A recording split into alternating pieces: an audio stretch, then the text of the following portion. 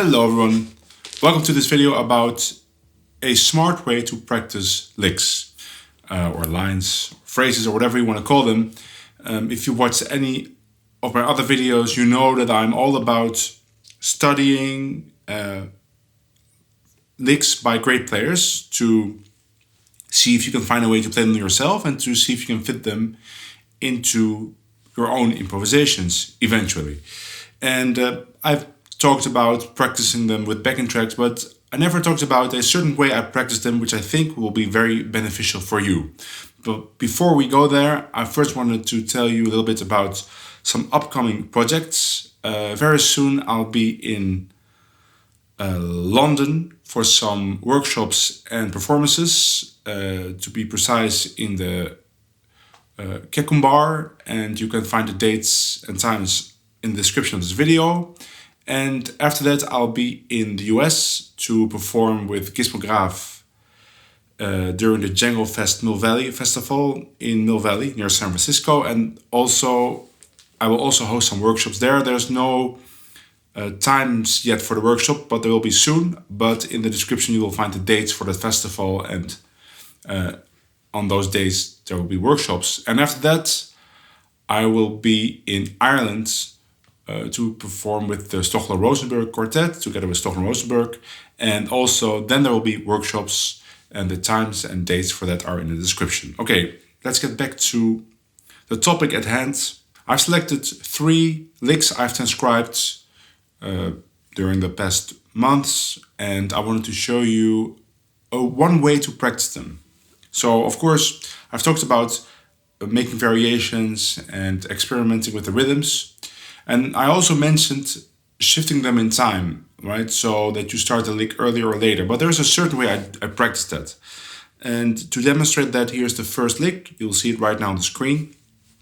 It's a 2-5-1 in C. And I've recorded the backing track, which starts with 2 bars of C as a kind of a lead-in, count-in for me. And then it's a 2-5-1. So D minor 7, 1 bar, G7, 1 bar, and then 2 bars of C6. And that loops. So D minor 7, G7, C6. And let me first play that lick for you. It sounds like this. 1, 2, 3, 4.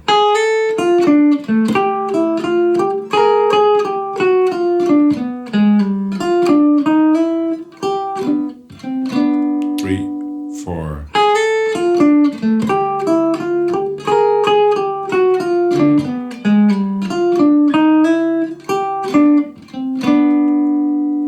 There's some nice things in this lick. The nicest thing is maybe this major second that's in there.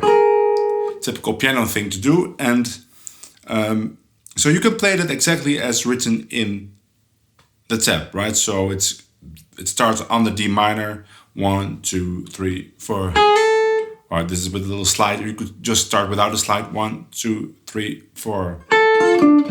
Okay, so let's first do that. Let's just first play it exactly like it's written down in the tab with the backing track. 1.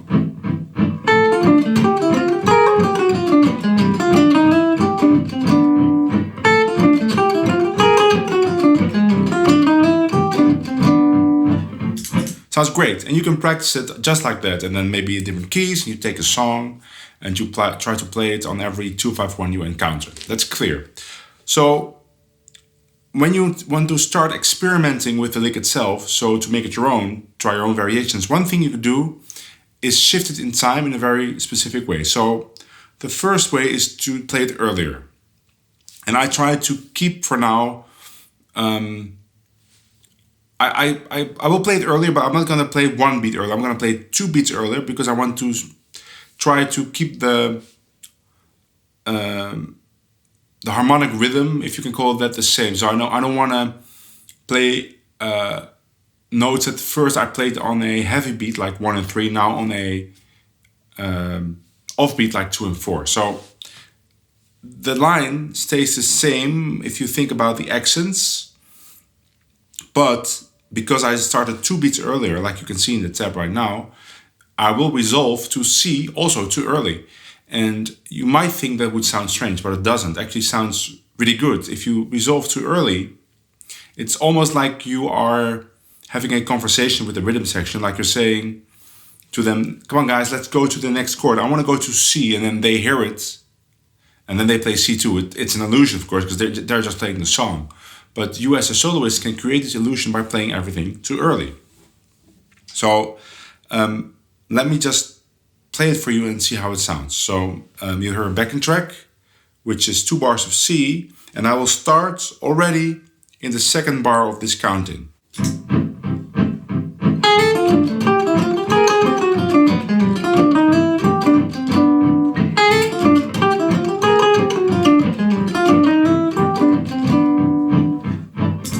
It's a really nice effect. I don't know if you can hear it on the video, but it really sounds special. The line itself is great, but this sounds even more special than before. So that's one thing you could do. Now you could do the opposite and start 2 beats later. So now it's the other way around. Now it's like the rhythm section is telling me, we're going to C, do whatever you want, and then I hear it, and it's like, okay, I'll go to C2. Again, it's an illusion. I'm just playing this line. I'm just playing it 2 bars later, and the rhythm section is playing the song. But your ears will hear this as a extra tension. You create some extra tension in the lines, and you resolve it. You still resolve it, but a little too late. Okay, so now you hear 2 bars lead in, and then D minor starts, and I will start on the 3rd beat of D minor, just like it says in the tab.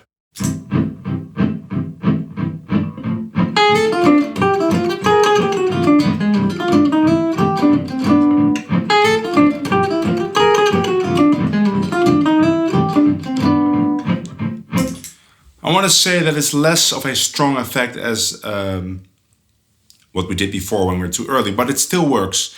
And even though it's maybe not as strong or as beautiful as being too early, if you're always too early, it becomes predictable too. So now the thing is, of course, you shouldn't plan this in your solo. It shouldn't be like, okay, now I'm going to start my phrase 2 beats early. You're just improvising, and then you hear this phrase in your head at a point, and maybe you'll hear the phrase a little bit too early, or maybe you hear it too late, or your previous line ends too late, but then you can still play this line. So now you know you can still play this line even when you land on the first note too late or too early from your previous line in your solo. It shouldn't be planned, but by practicing it this way, or by making a conscious effort of being too early and too late, you'll also start hearing these phrases earlier and later, but even more important, you'll start accepting it, that you can play these phrases at other times, and also you'll start, it's a subtle thing, but you'll start phrasing them in a way that kind of reinforces the fact that you're too early or too late. So to give you some more examples, I've chosen 2 other lines, and the next line sounds like this. 1, 2, 3, 4.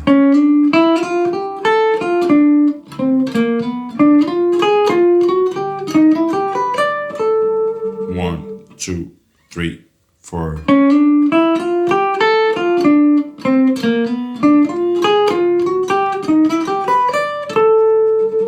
Okay, with backing track.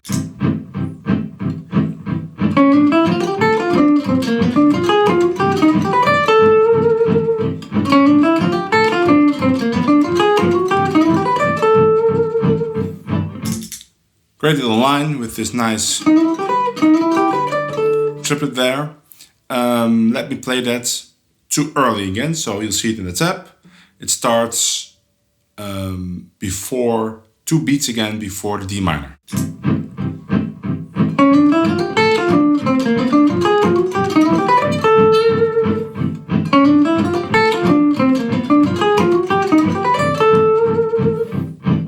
See, it's a nice effect, because now the resolution is on the D. I mean, that's the point I'm together with the rhythm section, but of course I'm resolving to C before it. I'm already resolving there on this G, but then the rhythm section is still in G7. So just a nice effect. Okay, let's do it resolving too late. So on the 3rd beat of the D minor 7 bar.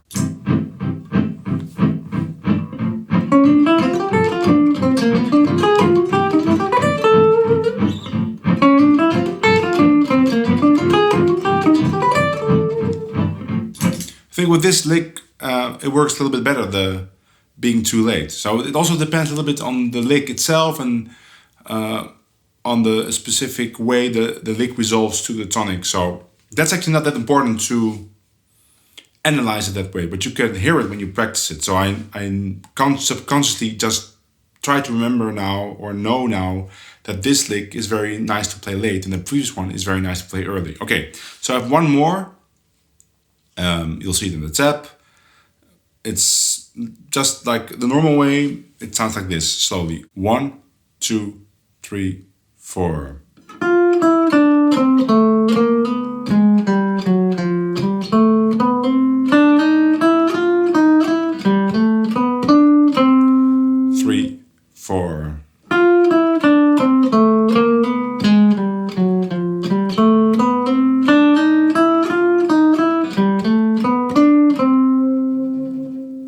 Very cool little lick with a lot of chromaticism. Let's play that with the backing track, the normal way.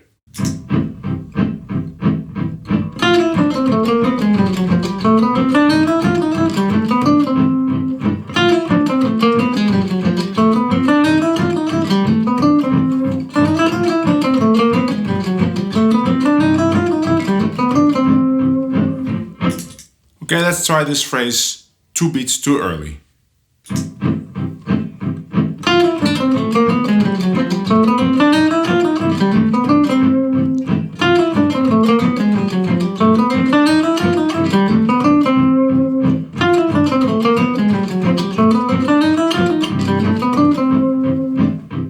I really like this one too early. Let's try it too late.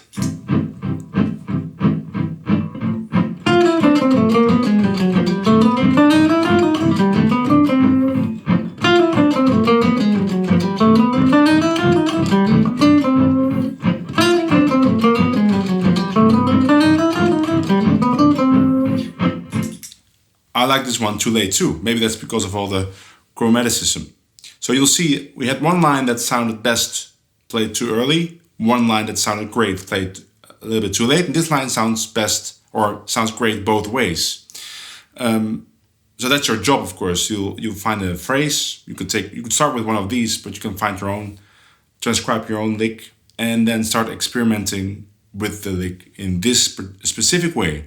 Right now, you could also try to play them where you shift them one beat. So notes that were previously on a heavy beat now are on an off beat, and vice versa. And that is a kind of a weird effect. And then there'll be some phrases that really don't work that way. And the other phrases might be very nice, might be a nice, surprising effect. It's a whole lot more difficult because some phrases will feel very unnatural. So start this way and then you could do whatever you want. I hope you'll have fun with it, and I'll see you soon in the next video. Bye!